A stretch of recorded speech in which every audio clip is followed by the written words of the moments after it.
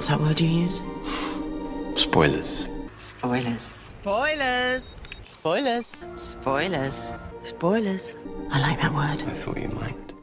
Well, howdy there, partners, and welcome back to Review Who, and reach for the skies, because it's high noon, and I can't keep up this terrible accent any longer, nor can I think of a good way to end this Western analogy. So, let's have a look at the Gunfighters.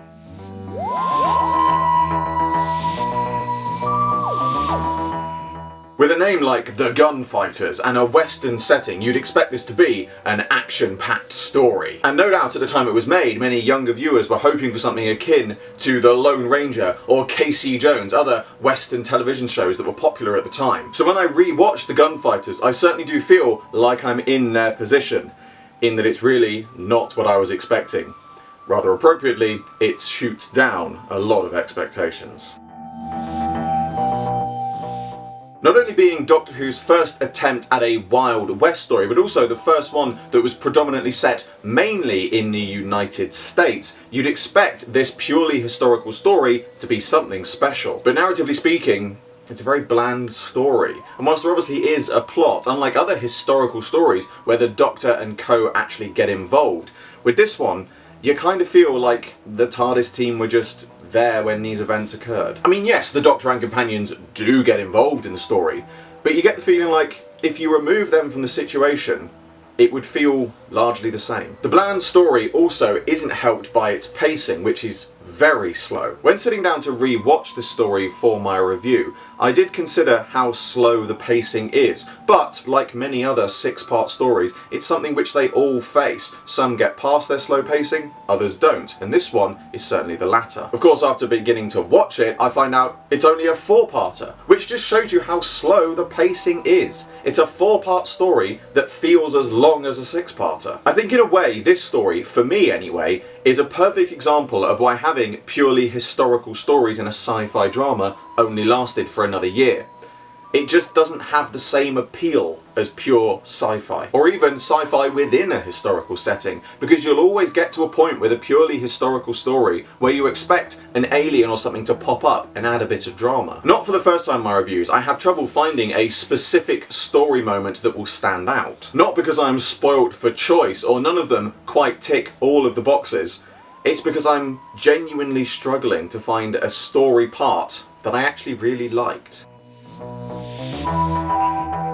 At the beginning of this review, I said that with a name like The Gunfighters, you'd expect this story to be action-packed, and it certainly is. I cannot fault it there. The fault lies with the fact that whilst there is a lot of action and peril, it's largely the same action and peril. The story is called The Gunfighters for a reason. Because the action is either a gunfight, or somebody threatening someone with a gun which leads to a gunfight, or somebody threatening somebody with a gun which doesn't lead to a gunfight at that moment but later builds into a gunfight. And when you couple the slow narrative pacing with the repetitive and somewhat tedious action, it only leads to this story feeling a lot longer than it is.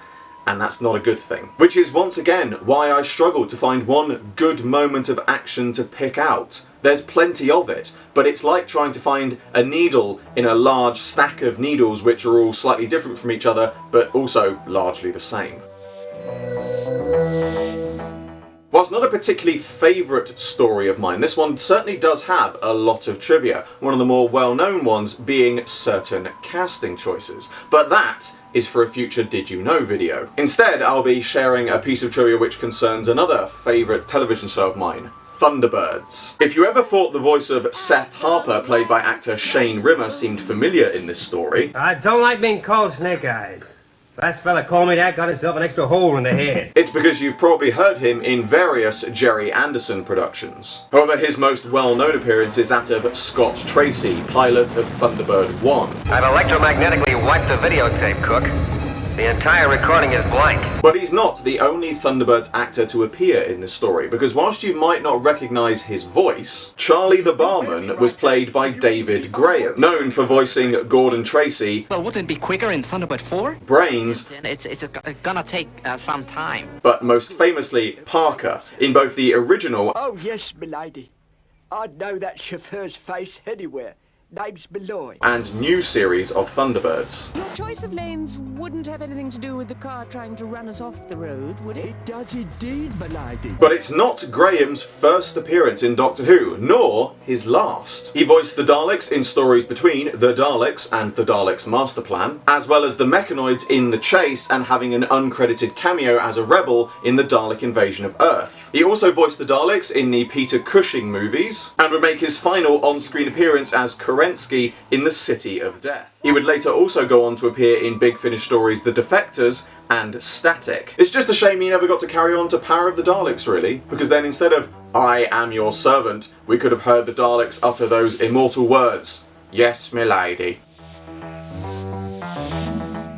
If you're a fan of westerns, whether it's movies or television shows, then this is certainly a story for you. As a Doctor Who fan, well, I would never advocate deliberately missing stories out, but if you did miss this one, you wouldn't be missing a lot. It contains little to no narrative importance to the overall history of the show, and the only way I could really recommend watching this one is if you just wanted something on in the background, a bit of background noise that you didn't really have to pay attention to. But that brings to a close another Review Who. As always, I hope you all enjoyed this video. Like, favorite, subscribe, share.